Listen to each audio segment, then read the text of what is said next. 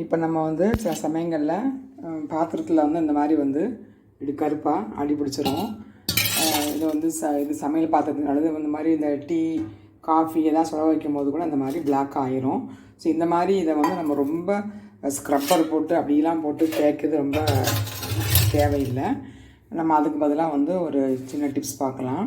இப்போ நம்ம வீட்டில் யூஸ் பண்ணுற லெமன் தோலை புழிஞ்சதுக்கப்புறமா எடுத்து வச்சுக்கிறோம்.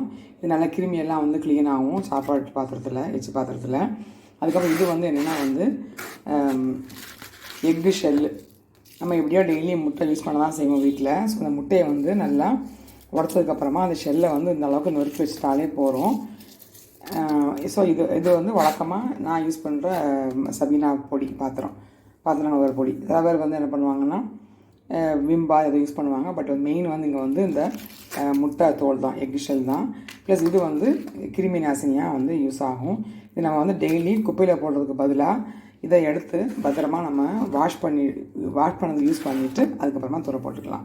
ஸோ இப்போ நம்ம வந்து இந்த மிக்சரை வச்சு நான் பாத்திரத்தை இப்போ தேய்ச்சி காமிக்கிறேன். ஸோ நான் இப்போ வந்து சொன்ன மாதிரி இந்த எக் ஷெல்லோடைய அந்த இதை உரித்து வச்சுட்டு ப்ளஸ் இந்த லெமனோட தோலையும் போட்டு இப்போ வந்து தேய்ச்சாச்சு. ஸோ தேய்ச்ச பாத்திரம் தான் இது. இந்த பாத்திரத்தையும் நான் இப்போ காமிச்சேன். இதோட இப்போ நம்ம இதை வந்து வாஷ் பண்ணலாம். நம்ம வந்து கஷ்டப்பட்டு வந்து அதை தேய்க்க வேண்டாம். அந்த முட்டைத்தோலில் வந்து நமக்கு வந்து அந்த ஹார்டாக இருக்கிறதுனால உங்கள் பாத்திரங்கள் ஒரு கம்பியை வச்சு கழுவும் போது உங்கள் கையில் வந்து குத்தும், அந்த மாதிரிலாம் இருக்கும்.